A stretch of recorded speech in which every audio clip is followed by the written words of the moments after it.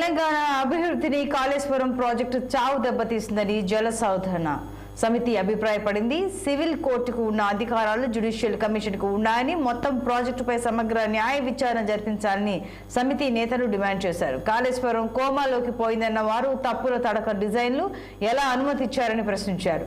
తెలంగాణ జల సాధన సమితి, తెలంగాణ రైతు సంక్షేమ సమితిల ఆధ్వర్యంలో రౌండ్ టేబుల్ సమావేశం నిర్వహించారు. జ్యుడిషియల్ కమిషన్లను బెదిరించే కేసీఆర్ ఆయన భూస్వామ్య రాచరిక విధానాలను ఖండించాలని సమితి అధ్యక్షుడు నైనాల గోవర్ధన్ పిలుపునిచ్చారు.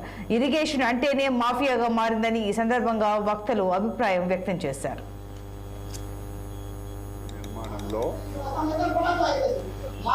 అది తొమ్మిడేట్టు కానీ మరొకటి కానీ దీనికి సంబంధించినవి కాంగ్రెస్ పార్టీకి ఒక నిర్దిష్టమైన అభిప్రాయం ఉంది.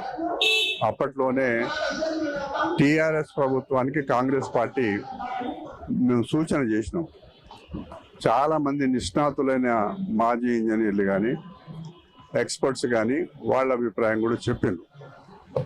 కానీ గత ప్రభుత్వం ఎవరి మాట వినకుండా ఏకపక్ష నిర్ణయాలతో ఆ ప్రాజెక్టు నిర్మాణం చేయడం వల్ల ఒక రకంగా డబ్బు అయితే ఖర్చు అయిపోయింది, కానీ నీళ్లు ఎంత అందాలో అందలేదు.